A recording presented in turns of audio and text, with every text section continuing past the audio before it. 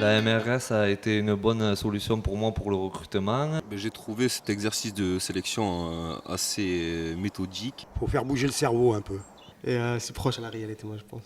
On peut prouver de quoi on est capable grâce aux exercices. Moi, j'étais larguée complètement. On avait l'impression d'être dans une entreprise en mini-taille, en fait. Oui, je conseillerais cette méthode à quelqu'un. La méthode de recrutement par simulation est une méthode de sélection originale. Au contraire des autres modes de sélection, qui sont fondés sur les critères du CV, l'AMRS évalue les candidats en direct en mesurant leurs habiletés, c'est-à-dire leurs capacités, leurs aptitudes à réussir dans un métier donné. Les habiletés, ce sont des qualités professionnelles qu'on développe aussi dans la vie associative, sociale, familiale. C'est par exemple agir dans une relation de service, la capacité à travailler en équipe, ou exécuter des gestes avec dextérité, ou savoir bien respecter des normes et des consignes. C'est pour ça que c'est une méthode qui convient bien aux débutants ou aux personnes peu qualifiées, mais qui sont motivées pour se former ou s'adapter ensuite au poste donné. Les exercices de sélection par MRS sont conçus en étroite collaboration entre Pôle emploi et l'entreprise utilisatrice. Tout d'abord, on fait une analyse de poste. Puis, on crée un exercice spécifique qui permet de repérer les habiletés. Ensuite, les salariés de l'entreprise définissent une note seuil. Enfin, l'exercice est proposé aux candidats sur les plateformes de vocation de Pôle emploi. Seuls les candidats ayant obtenu la note seuil sont présentés à l'entreprise pour l'entretien individuel de recrutement.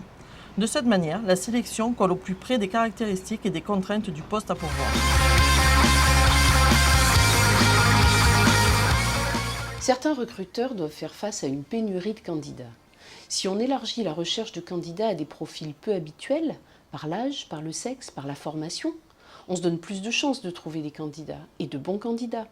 Parfois, c'est le contraire. L'entreprise ou le poste bénéficie d'une forte notoriété et le recruteur est noyé sur les candidatures. Avec la MRS, Pôle emploi s'engage à présenter un nombre prédéterminé de candidats qui ont prouvé leur potentiel à tenir le poste proposé, ni plus ni moins. La méthode de recrutement par simulation, c'est aussi un mode de recrutement non discriminatoire par excellence. Tout le monde a sa chance de réussir la sélection. Par son objectivité, par sa transparence, la MRS est la méthode sur mesure pour un recrutement citoyen. Très satisfait de la sélection des équipes qui a été faite notamment par le Pôle emploi avec des simulations MRS et ces choses-là, parce que nous on recrute beaucoup sans CV. Donc ça permet de laisser des chances aussi à tout style de candidats. Pour nous, c'était quelque chose d'assez séduisant car ça nous permettait d'aller prospecter sur le marché de l'emploi de manière différente, en allant chercher non pas une expérience métier, mais en allant chercher des habilités.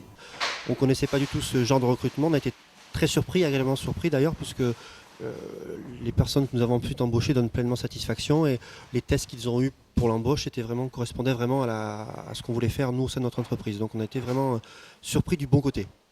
Je recommanderais aujourd'hui aux employeurs de passer par des MRS pour cibler leurs besoins en recrutement, soit en matière d'insertion ou en matière de recrutement standard, car la MRS permet vraiment de cibler des candidats avec les aptitudes et les capacités à prendre un poste de travail.